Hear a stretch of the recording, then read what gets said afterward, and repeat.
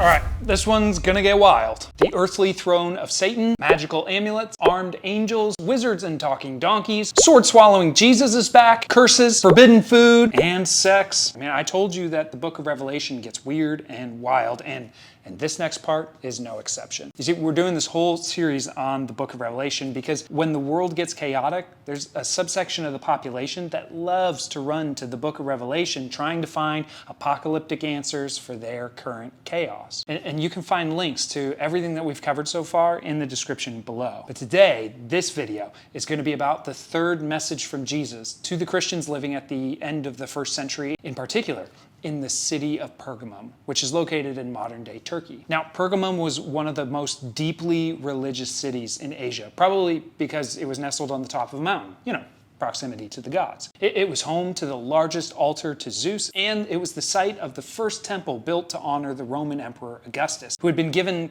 really divine status by that point in history. Being a deeply religious city made it a challenging place for the Christians who lived there. They were under religious obligation not to worship any other gods or participate in their feasts and festivals. And that created social barriers when it came to events for gods like Zeus, but it created life-threatening scenarios when it came to the cult of Rome and emperor worship. Refusing to participate in those feasts and festivals was a crime against the empire, and it could mean a death sentence. Pergamum was also one of the cities that Rome ran its judicial system out of, and that meant that people from all over were brought to Pergamum to be tried, especially for crimes against the empire. For the Christians living there, the temptation after seeing all of that would be to compromise on their convictions, and it would have been unbearable. Here's what Jesus had to say to them. These are the words of him who has the sharp, double-edged sword. Now, that's a reference back to that cosmic image of Jesus that the author wrote about at the beginning of the book of Revelation, the sword-swallowing Jesus. The background of this image is rooted in a prophecy that talks about how the Jewish Messiah would have a mouth that would function like a sword by which he would bring judgment on earth. His words were going to cut between what's acceptable and unacceptable, right and wrong, good and evil. Each of the messages that we have and will cover start with different aspects of that cosmic Jesus. And choosing this one foreshadows what he's about to say. But he starts with an affirmation. I know where you live, where Satan has his throne. Yet you remain true to my name. You did not renounce your faith in me, not even in the days of Antipas, my faithful witness, who was put to death in your city, where Satan lives. Twice, Satan's mentioned here. What is he talking about? Well, by this point in Judeo-Christian religious history, evil has a personified leader, referred to as the Satan or the devil. Now, does Jesus actually think that Satan has a mountaintop home and a throne in Pergamum? Not likely. It's probably a reference to both the temple to Augustus and the judge's seat of Rome, by which Christians like Antipas were put to death for refusing to participate in the political cult. And here's where we get our first taste of Jesus equating the actions of Rome with the actions of Satan himself. And this equating of the political cult of Rome and the work of the devil is going to come up again and again throughout the book of Revelation. The point is, though, Jesus acknowledges that Pergamum's a tough place to live. He honors the Christians there who have managed to maintain their integrity in the faith. But not everybody. Nevertheless, I have a few things against you. There are some among you who hold to the teaching of Balaam, who taught Balak to entice the Israelites to sin, so that they ate food sacrificed to idols and committed sexual immorality. Likewise, you also have those who hold to the teachings of the Nicolaitans. First, look, we don't know who the Nicolaitans are. There are a few theories, but we'll leave that alone for now. Way more interesting is Balaam. This is a reference to a really obscure story in the Old Testament. After the Israelites were freed from slavery in Egypt and wandering around in the wilderness, they wandered through the plains of Moab. And the Moabite king, Balak, was scared of this large horde of people crossing through. So he sends some servant to fetch a local wizard named Balaam and asks Balaam to put a curse on the Israelites. And Balak promises him a large sum of money. He just has to meet him on a mountaintop, curse the Israelite people, and be on his way getting paid. So the wizard makes the trip. But while he's on his way, the donkey that he's riding keeps getting spooked for seemingly no reason and rides off the road. And then he rides up against a wall, smushing Balaam's foot. And then finally, the donkey just gets so scared he lays down and stops moving altogether. And each time, Balaam beats the snot out of the donkey. But after the third time, the Lord opened the donkey's mouth and it said to Balaam, "What have I done to you to make you beat me these 3 times? Am I not your own donkey, which you have always ridden to this day?" Have I been in the habit of doing this to you? No, Balaam said. Then the Lord opened Balaam's eyes, and he saw the angel of the Lord standing in the road with his sword drawn,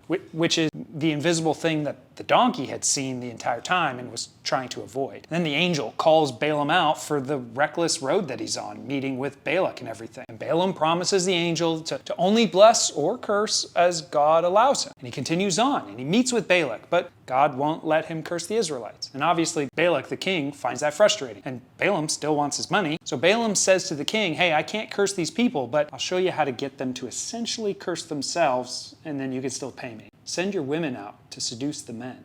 Get them to violate their religious vows by participating in feasts and festivals, worshiping your own gods. And then they'll get themselves into trouble with their own God, and their God will curse them. So they do. We don't know exactly what they did, but we know it involved sex and food eaten in celebration of other gods. So what was the teaching of Balaam? It's compromise. What'd that compromise look like for the Christians in Pergamum? And more importantly, why was it a problem? It probably meant that they participated in the feasts and festivals of other gods or the cult of Rome. Again, why does that matter? Why is that a problem? Well, those cults and religious practices involved a ton of behaviors that would have violated the values and convictions of people in the Judeo-Christian traditions. For example, we know that based on some party invitations that we have during those festivals, that servants of a wealthy host would be offered to party guests as objects to be used for their sexual proclivities. Now you have to understand, this wasn't about Christians being prudes. It was about not participating in practices that dehumanize someone, no matter their station in life. That person was someone Jesus thought was worth dying for. It's not just about whether or not you can eat meat sacrificed to an idol in good conscience. It's about everything else that was a part of those meals. Attending those feasts would be sort of like me getting brunch with a friend at a brothel. It's a compromise that I just can't do. But some of them were, and Jesus was not having it. Repent, therefore, otherwise I will soon come to you and will fight against them with the sword of my mouth. Whoever has ears, let them hear what the Spirit says to the churches. To the one who is victorious, I will give some of the hidden manna. I will also give that person a white stone with a new name written on it, known only to the one who receives it. Hidden manna, white stones? The hidden manna is a reference to the Old Testament wandering in the wilderness stories again. You see, back then, God fed his hungry people with bread from heaven that appeared on the ground every single morning. Why'd they call it hidden? There's some debate about this, but essentially, no one knew where it came from, hence hidden. The point for the Christians in Pergamum is that Jesus is saying, hey, listen, I get that living there, you're in a wilderness of sorts. But I'm telling you, you don't have to compromise to flourish. I'll feed you. Then what about the white stone with the name written on it? Now this one's even more difficult, but here are a bunch of options for interpretation. The word for stone is also the same word for jewel, which means it could be a reference to the jewels in the Old Testament Jewish priest's garment. The jewels then represented the whole family of God. Second, it could represent an acquittal vote. It was common for black and white stones to be used as voting tools in that time as in a judgment process. Cast a white stone, not guilty. Black stone, guilty. White stones were also used as tokens given to a gladiator who's being discharged. I mean, gladiators were given one as proof that they sustained their battle and were victorious, or at least survived. Or finally, and I think kind of most interestingly, it could be like a magical amulet. Amulets were common in religious cults back then. You'd have an image on one side of the amulet that faced out, and then on the reverse side of the stone, you'd have some inscription of some kind. Amulets had a variety of different magical purposes too. It was to protect the wearer from demons or sickness or harm, all kinds of stuff. The fact that only the recipient would know the name inscribed on it is why some scholars postulate that maybe the white stone is like an amulet.